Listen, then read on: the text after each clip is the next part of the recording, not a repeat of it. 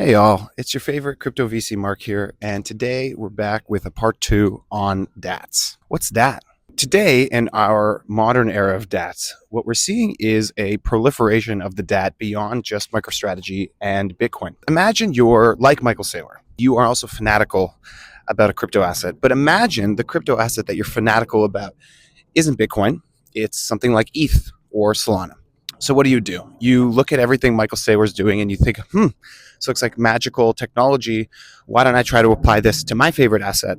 So what do? You reverse merger or acquire a controlling interest in a public company. You start issuing, again, debt or equity in order to fund new purchases of this underlying asset. And so that's exactly what we have. We've got Tom Lee with Bitmine. They're at over 13 billion. Joe Lubin with SharpLink. They're at over 3.5 billion. So these are really large sums of money being used to buy and hold on to these underlying assets, these crypto tokens. And the thing that makes these DATs so interesting is that they have a really long duration on the coins that they're holding.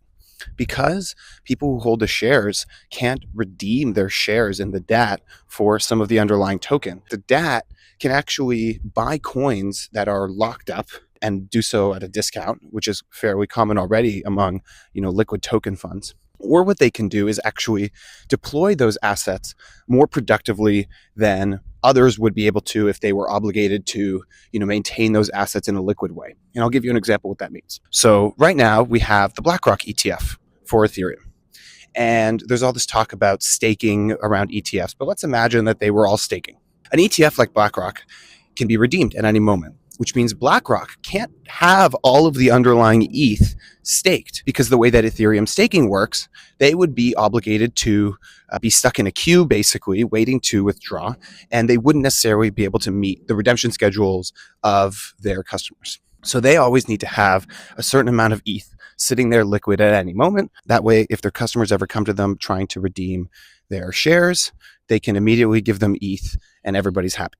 And so what this means is that if BlackRock is staking some of their underlying ETH, they'll be able to only stake a smaller portion than a DAT otherwise would. And what that means is that the yield that the overall sum of ETH on their balance sheet is earning, it will be less for an ETF than it would for a DAT. So how this actually will go, nobody really knows. I have a lot of my own hypotheses, and if you tune in for part 3, I'm actually going to go through some of those. But I hope this was useful.